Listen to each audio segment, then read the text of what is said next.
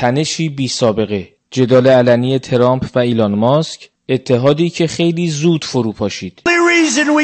از زمانی که ایلان ماسک به عنوان یک ثروتمند مشهور آمریکایی این گونه برای رأی آوردن ترامپ جست و خیز می‌کرد، تا زمانی که یکدیگر را دروغگو، دیوانه و ناسپاس توصیف کردند، کمتر از 6 ماه گذشت. اختلاف‌های این دو از آنجا علنی شد که ایلان ماسک لایحه مالیاتی جدید دولت آمریکا را که ترامپ نام آن را لایحه بزرگ و زیبا گذاشته بود، لایحه‌ای افتضاح و انزجارآور خواند.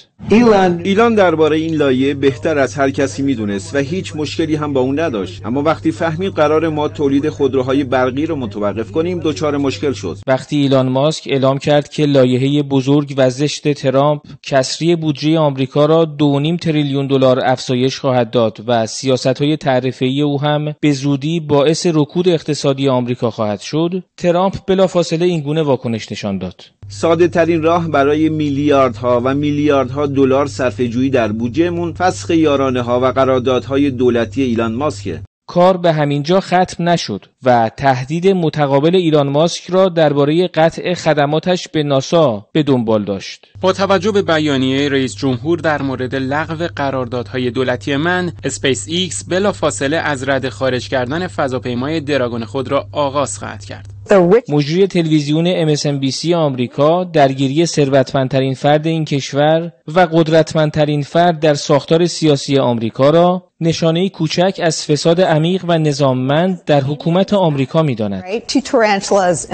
دو روتیل در یک کاسه با هم درگیر شدند. این موضوع باعث شده ما به عنوان جامعه آمریکا به درون فاسدترین و سطحی‌ترین اتحاد در تاریخ سیاسی آمریکا نگاهی عمیق بیاندازیم.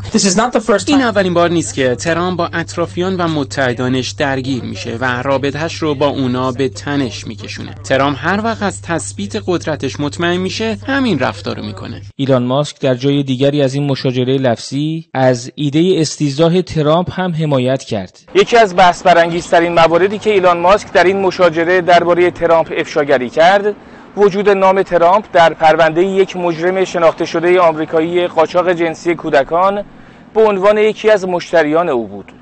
علی رجبی، خبرگزاری صدا و سیما، نیویورک.